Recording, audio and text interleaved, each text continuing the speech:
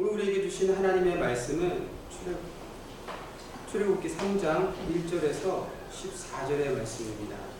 출애굽기 3장 1절에서 14절의 말씀.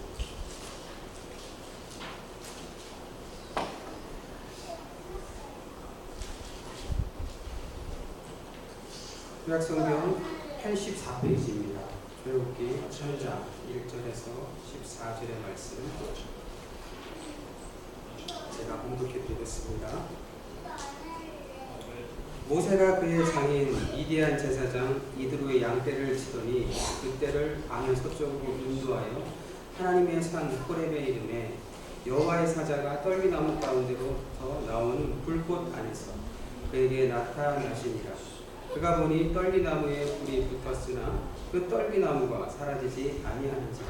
이 모세가 이르되 내가 돌이켜 가서 이 큰 광경을 보리라.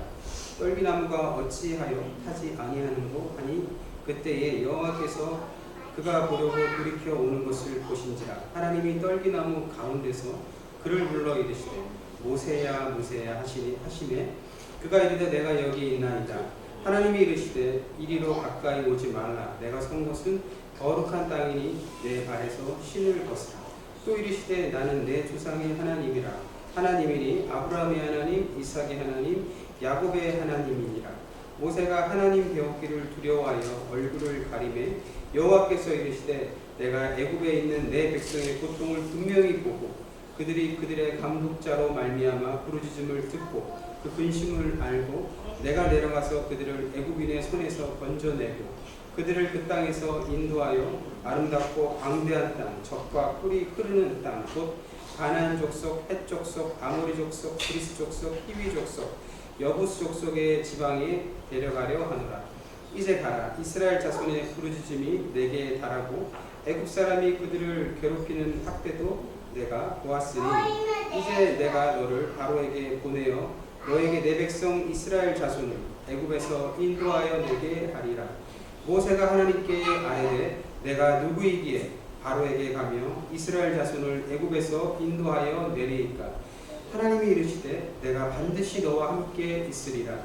내가 그 백성을 애굽에서 인도하여 낸 후에 너희가 이 산에서 하나님을 섬기리니 이것이 내가 너를 보낸 증거니라. 모세가 하나님께 아뢰되 내가 이스라엘 자손에게 가서 이르기를 너희의 조상의 하나님이 나를 너희에게 보내셨다 하면 그들이 내게 묻기를 그의 이름이 무엇이냐 하리니 내가 무엇이라고 그들에게 말하리이까. 하나님이 모세에게 이르시되 나는 스스로 있는 자이니라. 또 이르시되 너는 이스라엘 자손에게 이같이 이르기를 스스로 있는 자가 나를 너희에게 보내셨다 하라. 아멘. 낮에는 구름기둥으로 밤에는 불기둥으로 택한 백성을 인도하여 주시는 하나님, 돌아본 저희들은 말의 실수가 많았습니다. 형제를 비방하며 하나님을 원망하는 말을 많이 하였습니다. 다른 사람의 말을 끝까지 들어주지 못하여 오해를 만들었고 내 생각은 조급하게 표현하여 듣는 이의 마음에 상처를 남겼습니다. 성내는 것이 하나님의 의를 이루지 못한다는 것을 잘 알면서도 우리의 언어에는 늘 분노와 섭섭함이 묻어나고 있었습니다. 또 하나님, 언어를 통해 드러난 우리의 죄를 용서해 주옵소서. 우리의 입술에 파수꾼을 세우셔서 이제부터는 저희들이 말에 실수가 없게 하옵소서. 이 시간도 하나님의 말씀을 들고서는 불쌍한 죄 조물로 긍휼히 여겨주시고 선포되어진 말씀이 하나님의 능력이 나타나고 하나님의 은혜가 가득한 복된 시간 되게 하여 주시옵소서. 이 모든 말씀은 주 예수 그리스도 이름으로 기도드리옵나이다.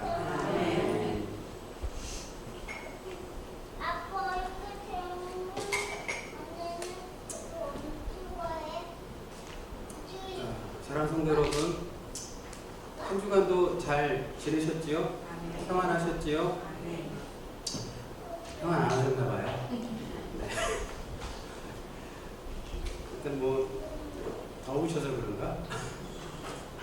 오늘은 모세 이야기를 여러분들과 좀 해보고 싶습니다. 오전, 오후 예배를 모세의 이야기로 여러분들과 은혜를 나누기를 원합니다. 이 모세 이야기를 통해서 우리의 인생이 어떻게 하나님 손 위에 올려져 있는지를 나누기를 원합니다. 사람은 누구나 자신의 인생의 황금기가 있습니다. 성도 여러분의 인생의 황금기는 언제입니까? 저의 인생의 황금기도 분명히 있었습니다. 저의 인생의 황금기는 왜 이렇게 말이 꼬이는지 모르겠습니다. 황금기는 하나님을 만나고 예수를 나의 구주로 믿었을 그때라고 생각을 합니다. 사람들은 인생에 3번의 기회가 찾아온다고 말합니다. 그런 말들 많이 들어보셨죠? 네. 하지만 예수를 믿는 성도는요, 인생에 단 한 번의 기회가 있을 뿐이라고 생각합니다. 예수를 믿을 것이냐, 안 믿을 것이냐. 물론 예수님을 믿는 것은 우리의 어떤 의지가 아니라 하나님의 주권적이고 강권적인 역사이지만, 그럼에도 불구하고 우리의 입술을 통해서 그를 믿는다고 고백해야 되는 것이 성도의 어떤 정체성 같은 것이죠. 그리고 우리는 그 기회를 잡은 복이 아주 많은 사람들인 줄 믿습니다. 아멘. 오늘따라 아멘 소리가 너무 작습니다. 예수를 구주로 믿는다는 것은 여러분 정말 복된 일입니다. 황금기라는 말은 인생에서 가장 잘 나가는 시절을 가리킬 때 주로 사용되는 말이지만, 저는 인생에서 가장 소중하고 아름다운 시기가 황금기다라고 말하고 싶습니다. 그렇다면 왜 예수를 믿는 것이 인생의 황금기일까요? 그것은 예수를 믿게 되면서 인생의 관점이 달라지기 때문에 그렇습니다. 우리가 사는 세상은 여러분 하나뿐이에요. 그렇죠? 그러나 저마다 자신의 관점을 가지고 살아갑니다. 그래서 우리는 진리와 거짓을 잘 분별해야 하는 거예요. 진리를 따르는 인생은 비록 삶이 고단하고 또 때로는 핍박도 당해서 힘들 수 있습니다. 그러나 결국에는 승리하는 겁니다. 할렐루야. 그 승리는 여러분 영생에 관한 것이에요. 세상에서 결코 찾을 수 없는 거예요. 예수 믿는다는 것은 여러분 우리가 영생의 삶을 추구한다는 것이, 세상에서 예수 믿고 잘 되기 위해서, 성공하기 위해서 예수 믿는 것은 올바른 예수 믿는 방식이 아니라는 겁니다. 하지만 반대로 거짓을 쫓는 인생은 여러분, 그 인생의 결국은 멸망일 것입니다. 예수를 믿는다는 것은 진리를 우리가 받아들였다는 거예요. 그분은 인간의 육신을 입고 이 땅에 오신 하나님이십니다. 그를 온전히 바라보는 자는 요한복음 1장 14절의 말씀처럼 은혜와 진리가 충만한 삶으로 변화되는 거예요. 할렐루야. 우리 고대중학교 성도 여러분이 은혜와 진리가 충만한 삶이 되기를 굉장히 원합니다. 많은 사람들이 인생의 대답을 찾지 못하고 살아갑니다. 그들은 목적지가 어디인지 알지 못해서 그저 옆에 있는 사람을 보면서 따라가는 삶을 살아가는 거예요. 그렇게 세월이 지나고 늙고 죽는 겁니다. 그것이 인생이지요. 전도서 기자는 인생을 그래서 한마디로 정의했습니다. 헛되고 헛되다. 세상의 모든 것이 헛되다라고 고백했습니다. 그러나 예수 믿는 성도의 인생은 결코 헛되지 않을 줄 믿습니다. 네. 왜 그럴까요? 우리는 진리 가운데 있으며 하나님의 은혜로 인해서 인생의 목적지가 정해져 있기 때문이에요. 여러분들의 인생의 목적지가 어디입니까? 우리 인생의 목적지를 하나님께서 정하신 거예요. 우리가 예수를 믿는 그 순간 우리 인생의 목적지는 정해지는 것인 줄 믿습니다. 우리는 그 길을 하루하루 살아가고 있는 거예요.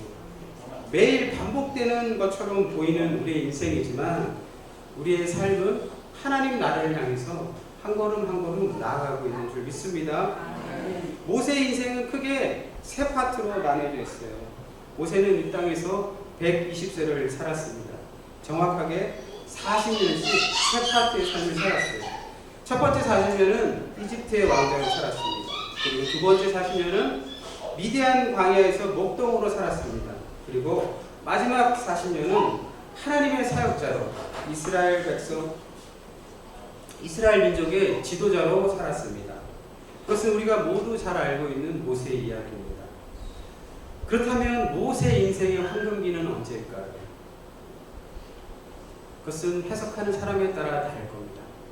세상적으로 욕심이 많고 성공을 추구하는 사람이라면 아마도 모세의 첫 번째 인생이 모세의 인생의 황금기라고 생각할지도 모르겠습니다. 이집트의 왕자로서 모든 것을 다 누리고 살았던 그 모세의 삶이 어쩜 우리가 바라고 추구하는 모습일지도 모르겠습니다.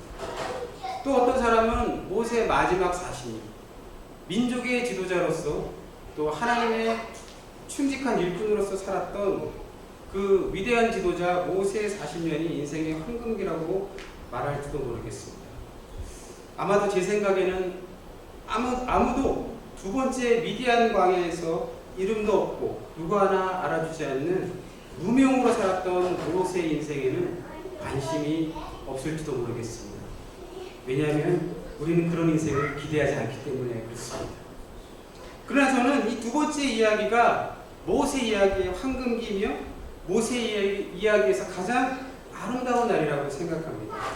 왜냐하면 그가 이 땅에 태어난 목적이 명확해진 시기가 바로 그때이기 때문입니다. 할렐루야.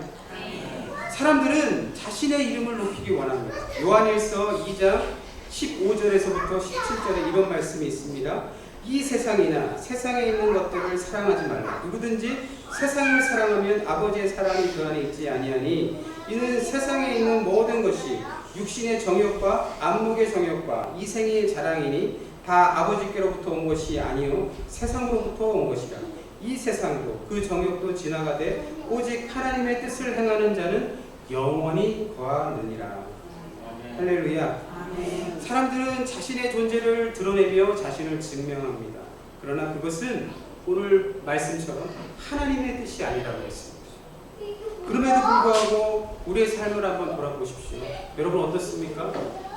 우리는 과연 하나님이 사랑하지 말라 말씀하시는 것들을 사랑하고 있지는 않은지 모르겠습니다.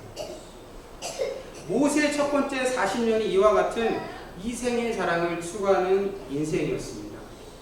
모세는 하나님의 큰 사명을 가지고 선택된 사람이었어요.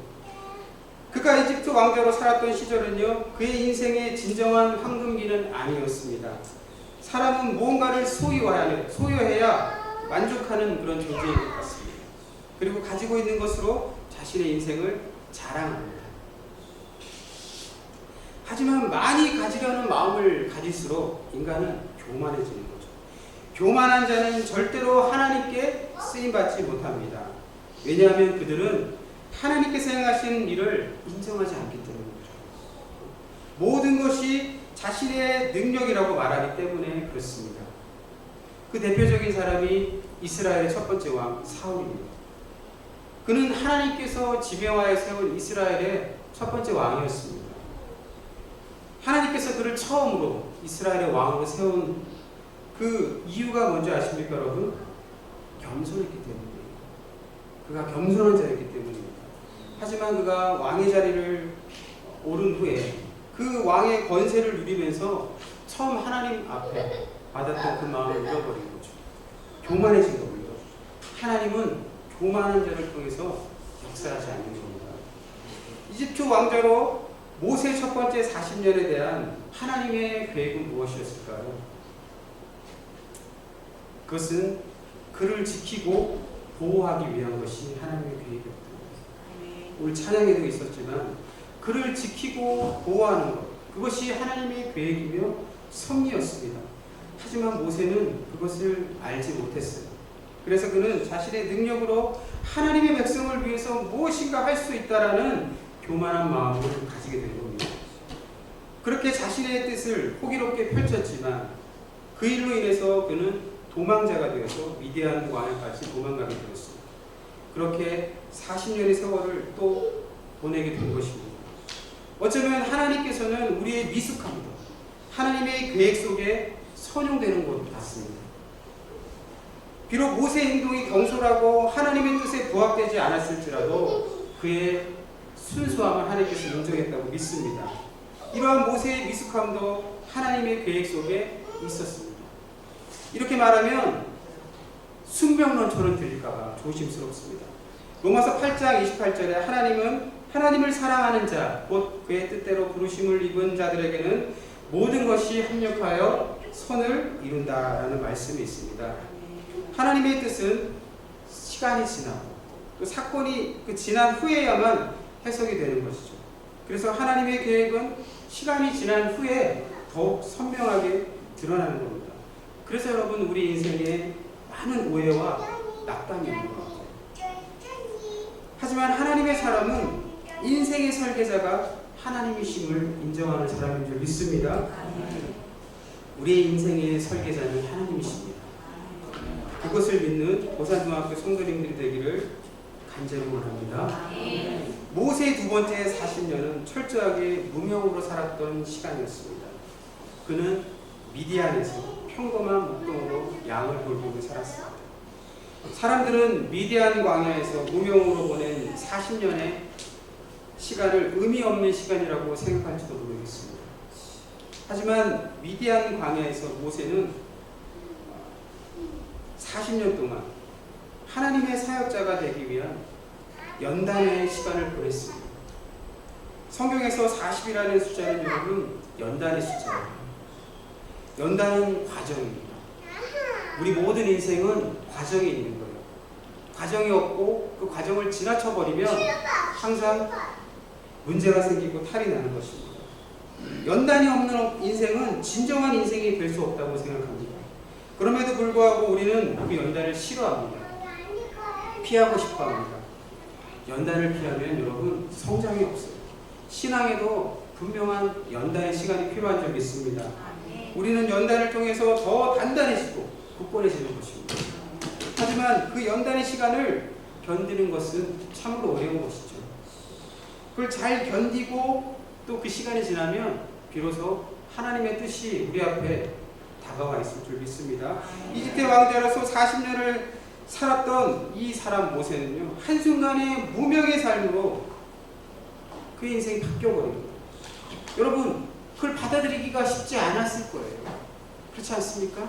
이집트 왕자로서 모든 것을 다 가지고 그렇게 높은 지위를 가지고 그렇게 많은 것을 누리며 살았던 그 인생이 이제 아무것도 없어요. 그냥 양치는 일로 다시 그의 삶이 전환되었을 때 그가 그 삶을 받아들이는 그것이 얼마나 어렵고 힘든 일이었을까요? 그렇다면 여러분, 모세는 도대체 그 40년 동안 무슨 연단을 하나님께 받은 걸까요? 무슨 연단을 받은 걸까요? 내려놓는 연단을 받았습니다. 성도 여러분, 이건 매우 중요한 것입니다. 하나님의 일꾼, 하나님의 쓰임받는 자는 먼저 자신을 내려놓을 줄 알아야 됩니다. 자신을 내려놓아야 하나님의 역사가 시작되고 하나님의 뜻이 이루어지는 거예요. 그 사람을 통해서. 내 뜻, 내 고집, 또 나의 생각을 내려놓을 때 우리는 하나님의 길이 보이는 줄 믿습니다. 저는 우리 교회 성도님들이 하나님 앞에 자주 나아가기를 원합니다. 그러면 하나님께서 길을 보여주실 겁니다. 그걸 훈련하십시오, 여러분. 부르짖는 기도도 좋지만 매번 그렇게만 기도하시면 여러분 하나님의 음성, 하나님의 뜻이 들리지 않습니다. 그냥 분풀이밖에 안 되는 거예요. 내 혼자 기도하는 것으로 그치는 겁니다. 때로는 여러분 조용히 하나님이 주신 그 말씀을 되뇌이십시오. 그렇게 계속되는 반복적인 되뇌임을 통해서 하나님의 음성이 들리게 될 줄 믿습니다. 여러분, 우리가 그것을 묵상이라 부르는 거예요. 하나님의 세미한 음성은 우리가 잠잠할 때, 조용할 때, 내 생각을 내려놓고 내 것을 다 포기할 때, 그때 비로소 보이는 거예요. 하나님의 음성을 듣는 훈련을 했으면 좋겠습니다. 모세가 이집트의 왕자의 성정을 빼는데 여러분 40년 걸린 거예요. 이집트의 왕자로서 그가 살았던 그 모든 그의 권리, 자리, 그 모든 것들을 내려놓는데 미디안에서 40년이 걸린 거예요. 그렇다면 여러분, 우리가 세상의 때를 빼는데 과연 얼마의 시간이 우리에게 필요한 걸까요? 어떤 분들은요 평생을 그 성전 그대로 살아가지. 이렇게 얘기합니다. 내 승질 알지? 나 이런 사람이야. 이렇게 얘기하는 사람 주변에 계시죠? 안 계신가 보네요. 다행이네요. 그런 분들이 계시다고요. 그럴 때는 여러분 모릅니다. 당신의 성정은 제가 관심이 없습니다. 그렇게 얘기하고 패스하면 되는 거예요. 평생을 교회를 다녀도 여러분 세상의 때를 빼지 못하는 분들이 있어요. 그렇지 않습니까? 교회를 다니는데 은혜가 안 돼요. 세상 사람들에게 은혜가 안 돼요. 오히려 독이 돼요. 독.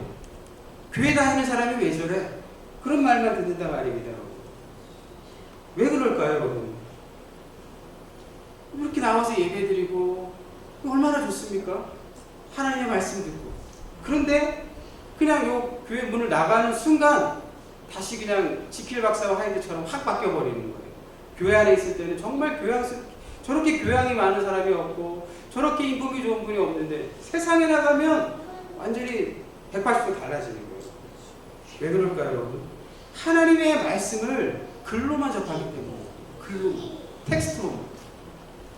말씀의 능력에 사로잡혀야 되는데 말씀의 능력에 사로잡지 못하고 내가 해야 될 일, 내가 이걸 지켜내야 돼, 그런 일들로만 생각한다는 거예요. 그래서 남한테 강조나 하고 강요하고 그러단 말이에요. 스스로 먼저, 자신이 먼저 잘해야 되는 거죠. 하나님의 말씀의 능력에 사로잡히면 자동적으로 바뀌는 거예요. 글자에 여러분, 우리가 글자에 거기에 사로잡혀서 거기 안에 갇혀 있으면 하나님의 능력이, 말씀의 능력이 나타나지 않는 적이 있습니다. 그러니 은혜가 없어요. 교회가 항상 그래서 다툼이 있는 거예요. 우리 교회는 그래도 덜한 것 같아요. 너무 은혜가 될 때가 많아요. 싸움하는 목소리가 별로 없고, 네. 서로 위해주고 서로 감싸주고. 제가 없는 곳에서 서로 싸우시는지는 모르겠지만 제가 뭐 이렇게 다녀본 교회는 늘 싸웠습니다. 저도 싸웠고. 네. 은혜가 안 돼요, 여러분. 그래서 사람들이 그러잖아요. 막 사람들끼리 싸우고 있으면 뭐라 그러는지 아세요? 여기가 교회인 줄 아냐? 이렇게 얘기한단 말이에요. 못 알아들으시는 거. 아무도 안 보시는 거 보니까. 그러니까 비꼬는 말이지만 그만큼 우리의 모습을 사람들은 바라보고 있다는 겁니다. 세상 사람들은 교회 다닌다고 하면 바라보고 있는 거예요. 그냥 그래 이렇게 하면서도 겉으로는 그렇게 하면서 속으로는 다 바라보고 있는 거예요. 저 사람의 삶을 평가하려고 바라보고 있는 것이죠. 근데 우리의 삶이 그들에게 은혜가 되어야 되지 않겠습니까? 하나님의 진리의 말씀에 사로잡히는 성도인들이 되시기를 주님의 이름으로 축원드립니다. 진리의 말씀에 사로잡힌 성도들은요, 남을 판단하거나 평가하지 않습니다. 그냥 종으로서 살기를 원할 뿐입니다. 종이 누구를 평가하고 누구를 시험하겠습니까? 우리 고사한중학교 성도님들은 세상의 때를 벗겨내고 하나님의 말씀의 옷을 입는 복된 성도님들이 되기를 소망합니다. 모세에게 미디안에서의 40년은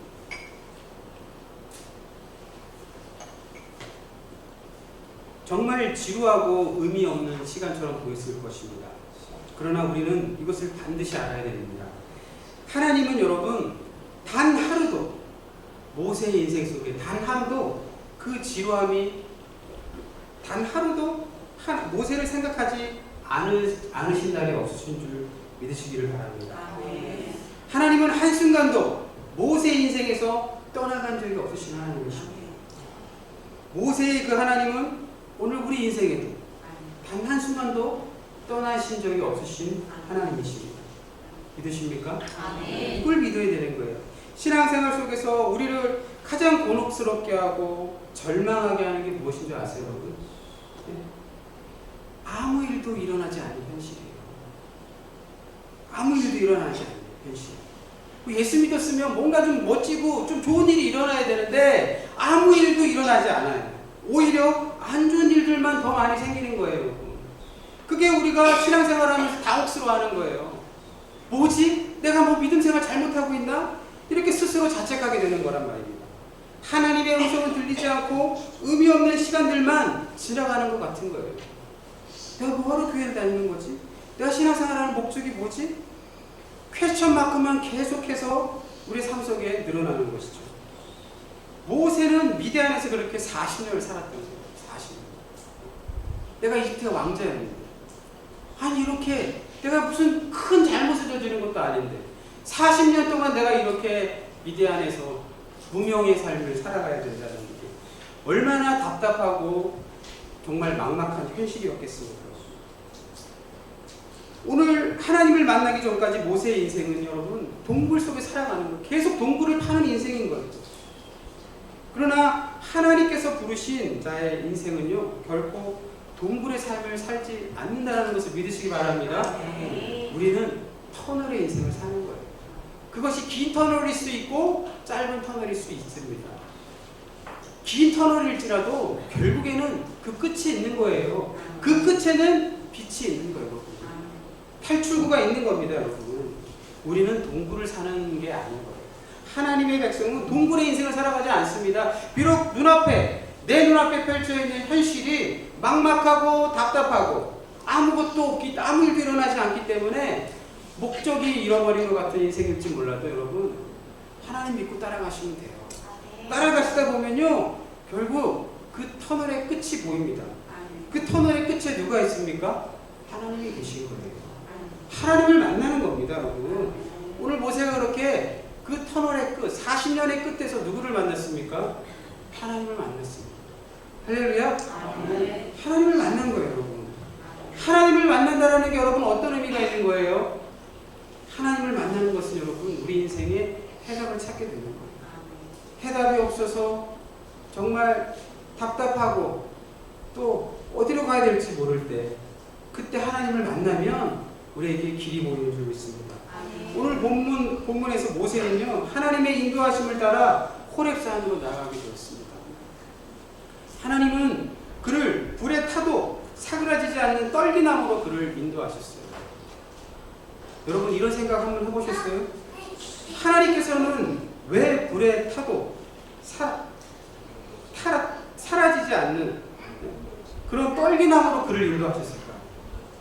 혹시 그런 생각 해보신 적 있습니까? 왜 사라지지 않는 떨기나무로 불에 타도 하나님께서 왜 모세에게 그 떨기나무로 그를 인도했을까?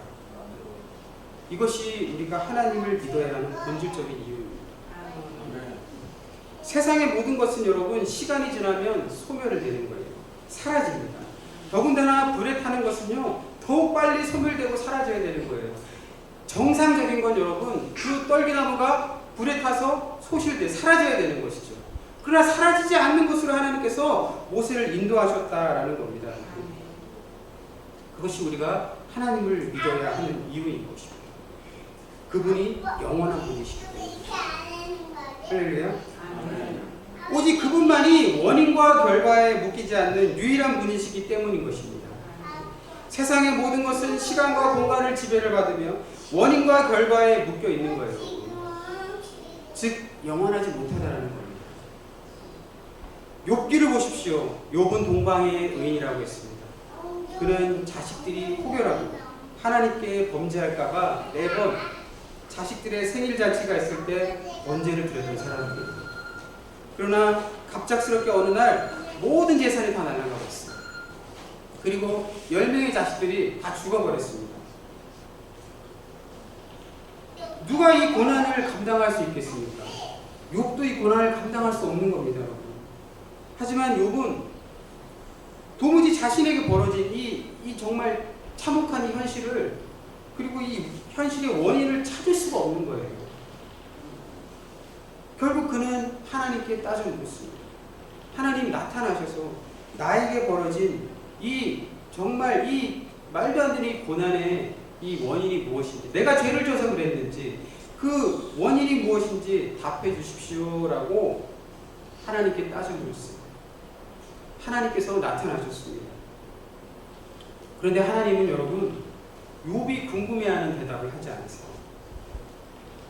우리도 그렇잖아요, 여러분. 하나님께 기도하면 하나님께서 명확한 내 기도에 대한 응답을 해주시면 좋은데 아무런 응답이 없으세요. 하나님은 이 욥에게 이런 말을 해주셨다면 욥이 얼마나 좋았을까요? 사탄이 너의 믿음을 시험하기 위해서 나에게 내기를 걸어왔다. 그런데 내가 너를 믿었기에 그 내기에 응했고 그 결과로 너에게 이 고난이 찾아왔다. 여러분 욥기 초반부에 나오는 이야기 아니겠습니까? 그렇게 말씀해 주셨다고 얼마나 속이 후련할까요? 그렇지 않습니까, 여러분? 그렇게 말씀해 주셨다면 그 이유 때문이었군요. 그래서 하나님 제게 이런 고난이 찾아왔군요. 그렇다면 제가 이 고난을 이해할 수 있겠습니다 라고 그렇게 생각할 수 있지 않겠습니까? 그런데 여러분, 하나님께서는 그렇게 얘기해 주지 않으셨다라는 거예요. 하나님께서는 오히려 욥을 책망하시듯 말씀하셨어요. 하나님께서는 이렇게 말씀하셨습니다. 내가 이 땅을 만들 때 너는 어디 있었느냐? 내가 하늘을 만들고 땅을 만들고 바다를 만들고 비가 오게 하고 또 짐승들을 만들고 하늘의 새를 만들고 바다의 물고기를 만들고 큰 짐승들을 만들 때 도대체 너는 어디 있었느냐? 하나님께서 이렇게 욥에게 말씀하신다.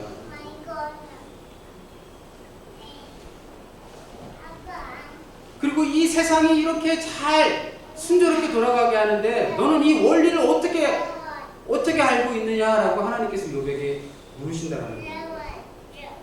이 세상에 돌아가는 원리는요, 여러분, 이 하나님의 이 말씀은요, 욥의 억울함, 욥이 가지고 있었던 답답함도, 자신의 인생에 찾아온 고난에 대한 그 이해 못할 그 원인들, 그 모든 것들이 여러분 다 한순간에 사라져버리는 거예요. 그리고 욥은 42장 1절에서 6절에서 이렇게 고백합니다. 욥이 하나님께 대답하여 이르되 주께서는 못하실 일이 없사오며 무슨 계획이든지 못 이루실 것이 없는 줄 아오니 무지한 말로 이치를 가리는 자가 누구이니까? 나는 깨닫지도 못한 일을 말하였고 스스로 알 수도 없고 헤아리기도 어려운 일을 말하였나이다. 내가 말하겠사오니 주는 들으시고 내가 주께 묻겠사오니 주여 내게 알게 하옵소서. 내가 주께 대하여 귀로 듣기만 하였사오나 이제는 눈으로 주를 배웠나이다. 그러므로 내가 스스로 거두어드리고 티끌과 제 가운데서 회개하나이다. 할렐루야. 사실 우리가 말하는 옳고 그름, 그것은 여러분 하나님 뜻 안에 있지 않으면요 아무런 의미가 없는 거예요. 하나님은 천지에서 유일하시며 영원한 분이십니다. 우리가 그분 앞에 설 수 있다는 것은요 세상의 무엇으로도 헤아릴 수 없으며 바꿀 수 없는 법인 줄 믿습니다. 이것을 깨닫는 복된 성도님들이 되기를 원합니다. 우리는 다 세상의 굴레에 머물러 있기에 영원할 수가 없어요. 하지만 하나님과 함께라면 우리는 영원을 가질 수 있으며 그 영광스러운 자리에 초대해 주신 하나님께 감사하는 삶을 살아야 되지 않겠습니까? 결론을 맺겠습니다. 성도 여러분, 우리의 진정한 인생의 출애굽은 무엇일까요? 모세 이야기는 위대한 한 인물에 대한 이야기, 민족의 그 지도자의 이야기를 설명하기 위해 기록된 내용이 아니에요. 이 땅에 살아가는 모든 사람은 반드시 출애굽의 과정을 거쳐야 돼요. 출애굽해야 약속의 땅, 가나안을 향해 출발할 수 있는 겁니다. 이스라엘 민족은 광야에서 지내는 40년 동안 늘 입에 붙어있던 말이 있었습니다. 우리가 이집트에 있을 때. 그 말이 여러분 그들 입에 붙어있었어요. 40년 동안. 그들은 이 말을 40년 동안 늘어놓으면서 하나님께 불평불만했습니다. 출애굽한 인생은 여러분 결코 이집트를 돌아보지 않는 거예요. 이집트를 돌아보면 약속의 땅 가나안을 들어갈 수 없는 거예요. 우리가 세상으로부터 출애굽했다면 더 이상 세상의 것에 얽매이거나 또 세상의 것을 부러워하며 살아가면 안 된다라는 것입니다. 모세의 진정한 출애굽은 그가 누구이며 그의 인생의 목적을 깨달을 수 있었던 하나님께서 그를 바로 호렙산에서의 그 시기였다라는 겁니다. 오늘 바로 본문의 말씀이 바로 그때라는 것이죠. 그는 이집트를 도망치듯 나왔지만 그것은 그의 진정한 출애굽이 아니었습니다. 미디안 광야에서 40년 동안 목적 없이 살아가고 있던 그를 다시 하나님의 일꾼으로 세우시는 그날이 바로 그의 인생의 진정한 출애굽의 날이었다라는 겁니다. 하나님의 손 위에 우리의 삶이 올려지는 순간이 바로 우리 인생의 출애굽이 펼쳐진 날이라는 겁니다. 그것이 모세의 인생의 황금기이며 우리의 인생의 황금기인 줄 믿습니다. 사랑하는 성도 여러분, 관성을 따라 살아가지 않으시기를 바랍니다. 우리를 부르신 하나님의 소명을 따라 살아가십시오. 세상의 평판과 이야기에 흔들리지 마시고 오직 우리를 부르신 그 하나님의 음성을 따라 살아가는 우리 고산중학교의 복된 성도님들 되기를 주님의 이름으로 축원드립니다. 기도하겠습니다. 하나님 아버지 은혜를 감사합니다. 우리를 하나님께서 부르셔서 또 출애굽 시키시고 또 약속의 땅 가나안 땅을 우리에게 약속하신 하나님, 그러나 그 하나님을 따라가는 삶이 너무 고달프고 너무 힘들고 때로는 포기하고 싶을 때가 우리에게 있습니다. 그럴 때마다 우리를 일으켜 세우시고 또 우리에게 길을 제시해 주시고 또 우리와 함께 슬퍼하고 눈물을 흘리시는 그 하나님 사랑하고 감사합니다.